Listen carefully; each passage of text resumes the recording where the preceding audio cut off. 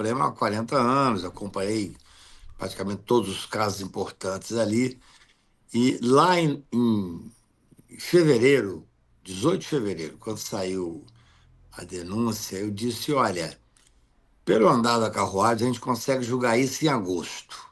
Vários colegas meus comentaram que não, que era impossível, que teria 2 anos, 3 anos. E agora, olha só como é que são as coisas. Nós estamos com o processo pronto para ser julgado, correndo prazo para alegações finais. Por isso é que é grave, é mais grave ainda, o que está acontecendo especificamente em relação ao Eduardo Bolsonaro e à família Bolsonaro como um todo, né? Porque eu disse que esse processo seria julgado ainda no momento em que o ministro Barroso seria presidente. O processo está apto praticamente para ser julgado. Eu tenho a impressão que agora, até meados de agosto, meio de agosto, deve ser julgado. Terminando o julgamento, nós teremos apenas os embargos de declaração. Ou seja, em setembro, no início, estará transitado em julgado.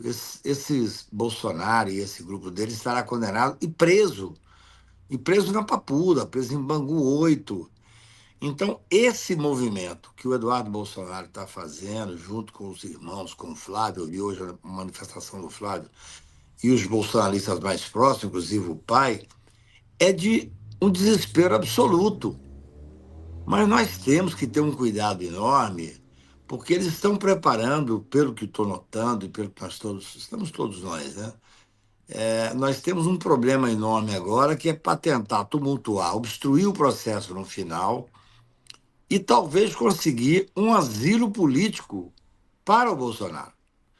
Porque com essa coisa que o Trump fez hoje, que para mim foi a coisa mais importante dos últimos tempos, inclusive para fazer com que o Lula seja reeleito, isso aí foi um presente para a esquerda brasileira, porque, veja bem, mesmo o cidadão que não é de esquerda, ninguém quer essa interferência absurda, Uhum. ilegal, imoral, inconstitucional que está sendo tentando fazer no Brasil. A minha visão, e acho que é a visão de todo mundo que eu tenho conversado, e hoje eu conversei muito sobre isso, é que isso foi um tiro no pé. Foi. O próprio Tarcísio, que estava se sentindo poderoso, ungido, o Tarcísio, claro, o que que ele quer? Ele quer que o Bolsonaro seja preso. E ele sabe que o Bolsonaro vai ser preso. Ele torce para o Bolsonaro ser preso. Mas ele quer, evidentemente, ser o herdeiro de toda essa dificuldade enorme, técnica, moral, eu diria, política, que eles não estão nem aí. Só que, de repente, eu um tiro no pé, né? Quer dizer, há uma indignação enorme por parte de todas as pessoas que têm um pingo de lucidez. Eu hoje brinquei, Pedro, fiz uma mensagenzinha, porque realmente eu conversei com 3 bolsonaristas da minha relação, antigos, que eu era advogado e tal, e disse: olha, a gente até topa não prender o Eduardo, desde que, desde que você continue deixando ele falar lá nos Estados Unidos, né? Fala mais, fala. Fala mais, deixa ele tomar conta e tal. Agora, isso é uma brincadeira, mas o fato em si é de uma seriedade Uhum. inacreditável. Ele cometeu um crime transnacional, né, Kaká? Ele Ele conseguiu, né? está, ele está cometendo esse crime, eu já falei isso aqui, já escrevi sobre isso, desde o momento em que ele se dispõe a ser um deputado, ainda que estando licenciado e tal, ele querendo fazer, dizendo, afirmando, assumindo que ele mantém uma série de relações lá fora para poder interferir na justiça brasileira, é crime. E aí tem uma coisa interessante que a gente tem que notar. A gente sempre disse, eu mesmo disse várias vezes, que isso era um empáfia, que ele é um cara que não é ouvido, que ele é um Zé Mané e tal. Agora, o Trump está fazendo o que ele queria fazer, não por ele, é óbvio, está fazendo por causa das big techs. O Trump está querendo interferir no Brasil, evidentemente, não é por Bolsonaro. Bolsonaro é um motivo explicitado, mas é óbvio que é por causa dos interesses que ele tem nas empresas americanas. Então, ele está cometendo crime, ele assume cometer crime, Eduardo Bolsonaro. Hoje eu vi, não li, mas eu ouvi de pessoas que o Flávio Bolsonaro foi na mesma linha. Veja bem, é o desespero de ver que o pai vai ser preso. Sob esse aspecto, é até louvável, entendeu?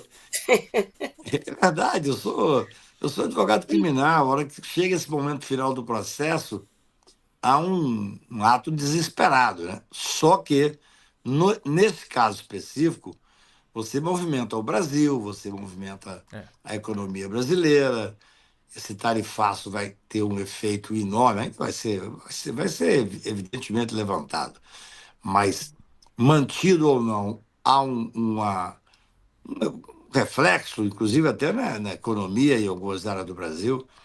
E essas pessoas, especialmente o Eduardo Bolsonaro, mas também os irmãos e tal, eles estão cometendo vários crimes.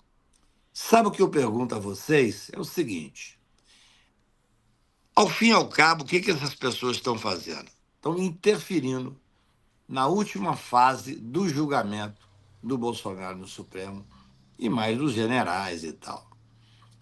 E aí, qual é a grande pergunta? Eu sou advogado criminal, sou contrário à prisão preventiva, salvo as prisões já com penas aplicadas, a não ser em momentos raríssimos em que há interferência no processo e tal.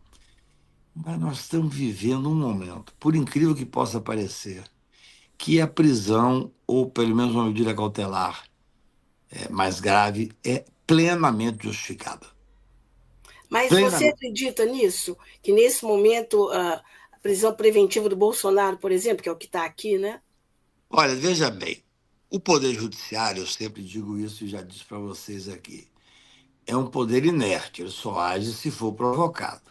Agora, se nós estamos vivendo uma tentativa de interferência no final dos processos, e é um fato, nós estamos vivendo. O Eduardo Bolsonaro, o grupo dele foi lá para fora e estamos vendo o Trump, ainda que seja a matéria de fundo, a gente sabe que é mais as questões das empresas, das big techs e tal, mas explicitadamente ele está dizendo: não mexa com o Bolsonaro, não condene Bolsonaro. E aí movimentou toda essa estrutura.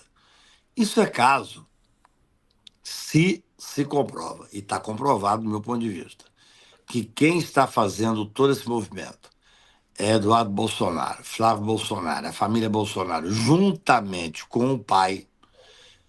É óbvio que é caso de uma medida cautelar. Por quê? Porque se hoje Bolsonaro entrar na Embaixada Brasileira em Brasília, ele conseguirá asilo político. Aí tem um ponto que eu gosto de ser coerente em tudo na vida, tem um ponto que é fundamental. Eu sou contrário a uma jurisprudência que existe no Supremo, que diz que, havendo risco de fuga ou tentativa de fuga, o cidadão pode ser preso.